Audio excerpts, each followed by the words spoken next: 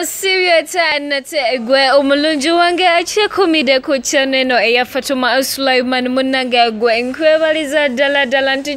kyenyini kyobera okola n'ogamba nti bilala bino bina kansoka mbiteke ku pause tensoka ngende ku clarity source nfuna ekyo kyenyini ekigenda maaso mu ggwanga munange nze omuweereza omulungi Fatuma Sulaiman nzaliwo leero okukutusako ekyo kyenyini ky'osuubira okufuna munange omulungi njagala okusooka okwebaza Katonda akunkumidde nagamba nti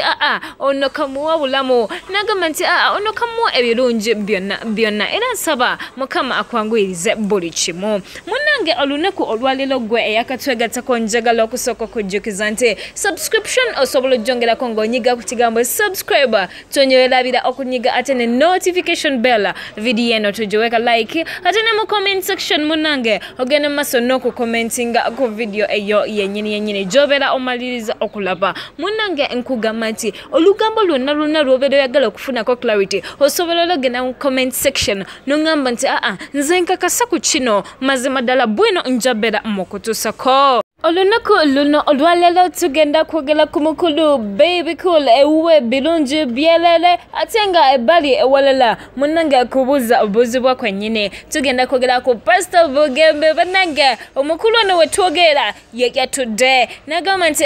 nze omukwano mazima naguguddemu tugenda kwogera ku mukulu Wizkid ngono muyimbi wa international munaye tumumanyi bulungi okuva wali wennyini e Nigeria ebiri mu bulamu bwe nabyo tugenda kubikuwa kati mukadde kano kenyini bwetunavayo tugendagenda wa mukyala Farida Nakazibwe agambye kimala abanayuganda mulekerawo okunninyirira bwe muti obusungu tugenda kuwa ensonga lwaki bwaze bwe butyo munange eyo bwe tunavayo kapalo wa hendrick ssali nayo tujayitirayoko tukuwe ebiri ku side eyo nagamba if it's about clarity ogenda kukijja wano woka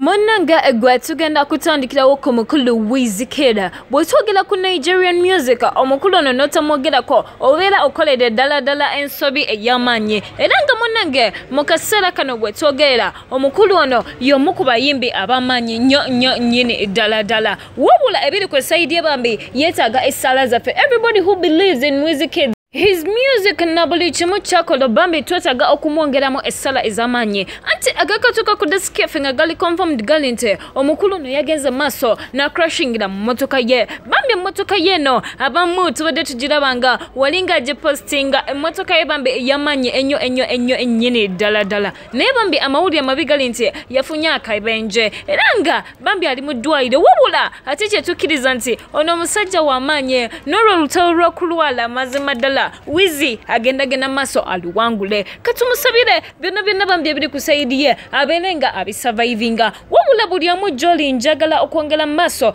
n'okukujjukiza nti genda maaso omusabire kubanga kyo kino kiri confirmed tewaliwo kabuuza nti owaaye ddala bituufu ntulabyeko n'abantu abamu close nga bagamba nti mbutuufu omukulu ono tumusabire nga tuvuddeyo eyo munnange agambye bannange mundeke lwaki temunneesonyiwa bino bigambo bya mukyala Farida Nakazibwe omukyalo no munange obudde buno bwetogerako munyivu nnyali bannayuganda era yagenze maaso napostinga n'agamba naye nga muyitiriza okumokola agagambo ya Rabbi agagambo kati gayisiŋŋanya n'emikisa mu bbanga asinza amaanyi ayitawo eggwanga temulisaasidde nga lirina ebizibu bingi nnyo pasiti eyo yeyongeddeyo n'agamba nti bannaye twetaaga okusaasirwa kwa Mukama kubanga abantu mmwe bannange mususse ebintu bino byonna byazze oluvannyuma lw'ekifaananyi ky'omukyalo ono Farida Nakazibwe okufulumanga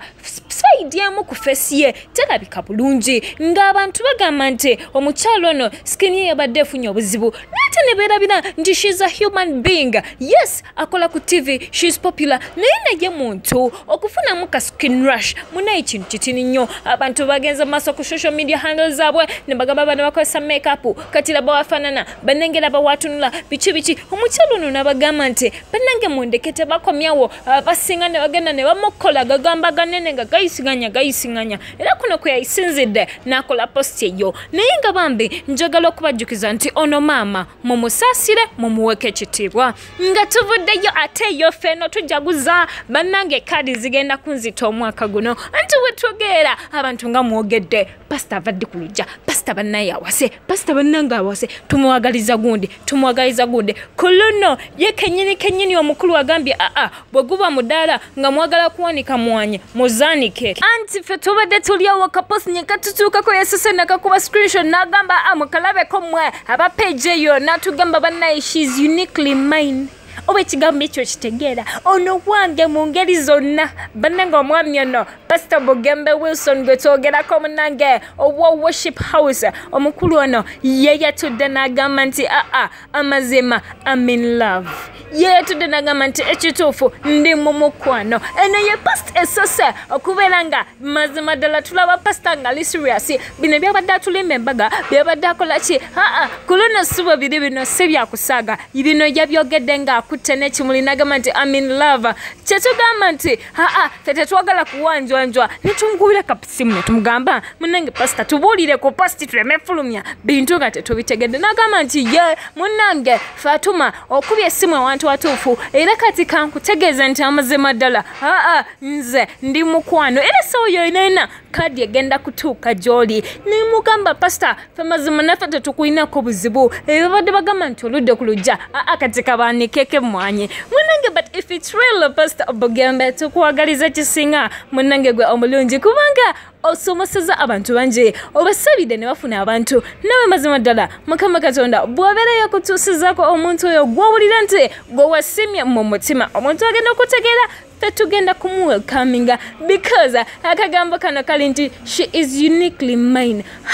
uniquely mine. Bannange gwakategedde weetaaga nawe okawandikireko muno yabadde nga akutte ebimuli omukulu ono kati musubire kubeera nga temasawa tuyisiŋŋanya na bulabo bw'abagole. Nange yitugenda bajjo ate no tugendeyoko y'emikolo gyatuusewo naye ate ekyewuunyisa giri mu bwama anti tegyabadde mituufu. Nze omulimu gwange nagamba kukuwa ekyo kyennyini kibakwesa emabega wa katena. Ono gwe twogerako leero ye mukulu Hendrick ssali munange omwami ono ye